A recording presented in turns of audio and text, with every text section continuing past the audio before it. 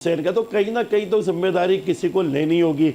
अभी ये शहर की बात बताऊं मैं आपको कि इधर जो कुत्ते जो काट रहे हैं, वो लोगों को जो इस महीने काटा है, जो पूरा महीना भी नहीं गया, 1000 से ज़ायद उनकी तादाद हो गई है। अभी 2-4 दिन पहले एक बुज़ुर्ग जो है वो गटर में गिर के जो है वो इंतकाल कर गए और उनको रस्सियों की मदद से खींच के निकाला गया। एक नौजवान मारा गया, जिसमें जो 25 साल नौजवान डकैती मज़ाहमत में वो मारा गया। तो काजी आसिफ ये वाक़यात तो रुक के दे नहीं रहे, तो किसी न किसी को तो जिम्मेदारी कबूल करनी पड़ेगी। कोई ना कोई तो आगे आएगा। जब इस तरह के शहर के हालात होंगे, बदतर हालात होंगे या बिल्कुल ही खंडरात का मंजर पेश कर रहा होगा, तो इंसान क्या मुतालबा भी कराची के अवाम ना करें।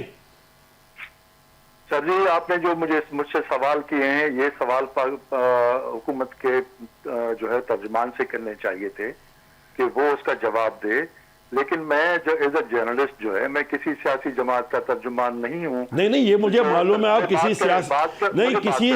सियासी जमात के आप तर्जुमान नहीं है, मुझे मालूम है। मेरे सीनियर साफी हैं, आप दानिश्वर हैं, लेकिन आप भी तो नुक्ता नजर रखें कि कहीं ना कहीं। मैं बात कर रहा हूँ कि अभी बात की गई कि जो भी हो, जो हुकूमत 17 साल 40 साल तक कराची बर्बाद होता रहा, 100 लोग रोजाना कत्ल होते रहे, आगो खून जलती रही, लोग मरते रहे, हड़तालें रहती रही। उस वक्त तो मुतालबा नहीं हुआ कि वफाक के हवाले करो। उस वक्त तो मुतालबा ये नहीं हुआ कि भाई आप ये सिंध को कराची से अलग करो।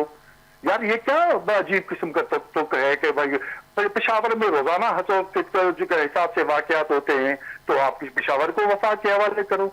लाहौर क्या मतलब सिर्फ और सिर्फ वाकयात। ये असल में मुनाफिकाना हद है कि भाई मुनाफिकी की ये हद है कि पाकिस्तान, सिर्फ पाकिस्तान के किसी भी शहर में कोई वाकयात नहीं हो रहे हैं, सिर्फ कराची में हो रहे हैं।